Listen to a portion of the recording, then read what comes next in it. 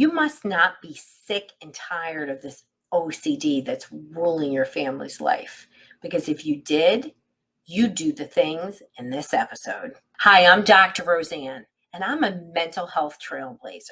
Join me as we have real conversations about real solutions to kids' problems. And today, we're talking about treatments that stop OCD in its tracks so you could be done with this tyrant. Let's dive in.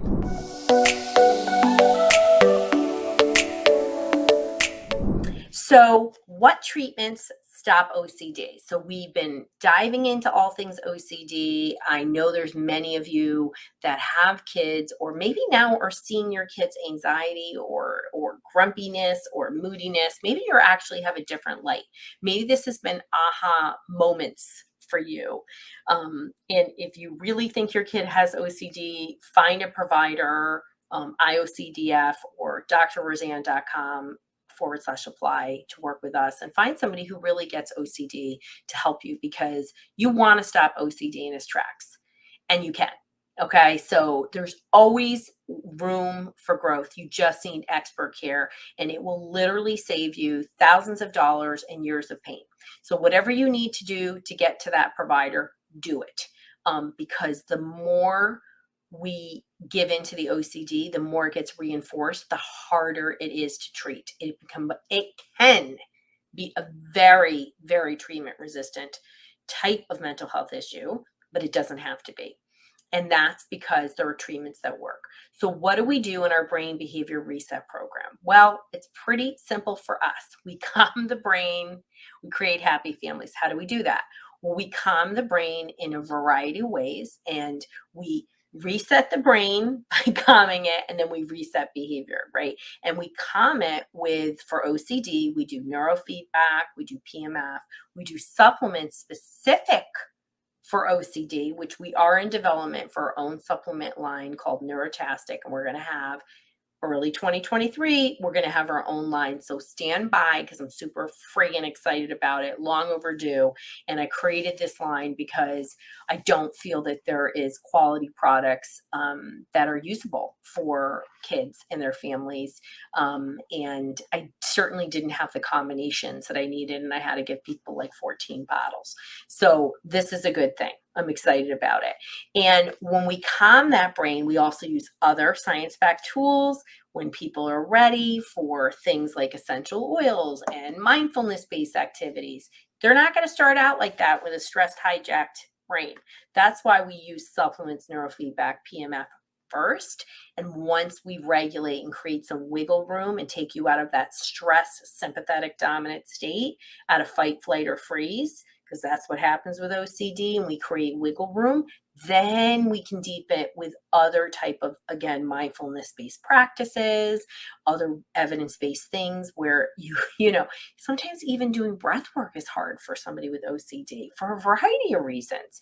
But they're usually so physically and cognitively jacked up, the idea of coming down sickens them, right? They might even have a parasympathetic nauseous response when they do that. So we want to be mindful.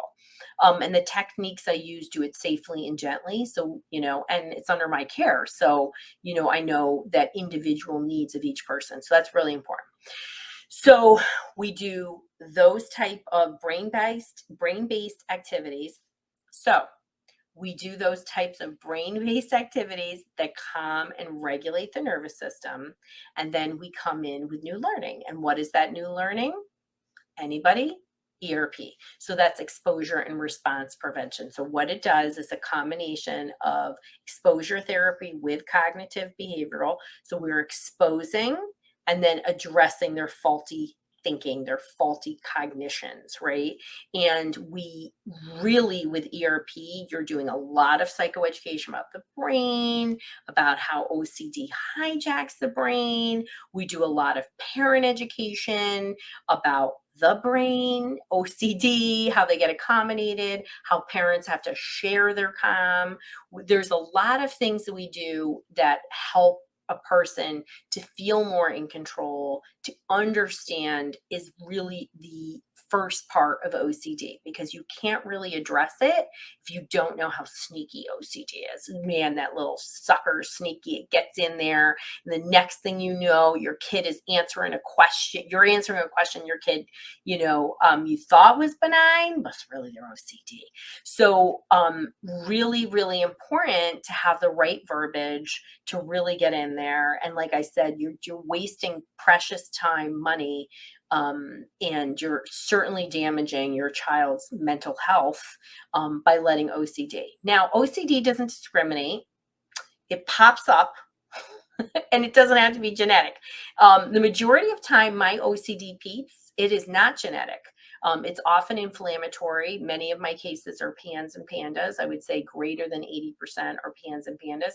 So that's an acute onset psychiatric issue that results from a misdirected immune response, basically inflammation in the brain. So that's a big reason.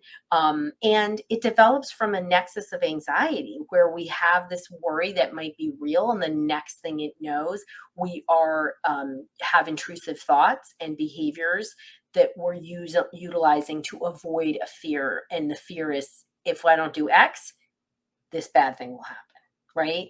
And you may or may not be privy to these thoughts that your child is having. And often with internalizers, it's got to be a full shitstorm before you break down. And it's a crisis. So you don't always know with our high performing kids, because they might be able to direct it really good. Their perfectionist tendencies will serve them in academics, but we can see the signs right when we look back. So Steve Jobs says we can only connect the dots when we look back, and it's the same with many mental health things. But you want to look for those signs of needing reassurance, lots of questions, getting you to perform in rituals, big change in behavior, gastrointestinal problems, resistance to new things, kind of scary statements that don't necessarily make sense. If I do this, X will happen. But you're lucky when they make those statements, because it's giving you a window into how much. When a kid tells you something like that, let me tell you something. Unless you have been working, you're the kid of a therapist, you're not always in touch with those things. So it's by the time it comes out of their mouth, holy moly, stuff is bubbling. So what do you want to do? What are you going to do? So our program, our brain behavior reset program, is unique. It's only available through me. And we work with people all over the world. And you can go to drroseanne.com/apply if you want to learn more about techniques. And you can't work with us one-to-one because it is expensive and it's time consuming, and you have to have a commitment. You definitely get my book. It's going to be okay. Shameless plug if you're watching the video. And you can just get that on Amazon. And it has lots of information. There's a lot of DIY stuff in there. I break down our methods and being able to support people. So that's really, really, really important to get to these root causes, calm that nervous system. That is how you support the behavioral work. And, wherever you are in your journey is where you are supposed to be. But OCD, don't mess around, put it down. And that's how we do it, with a combination of calming the nervous system and new learning.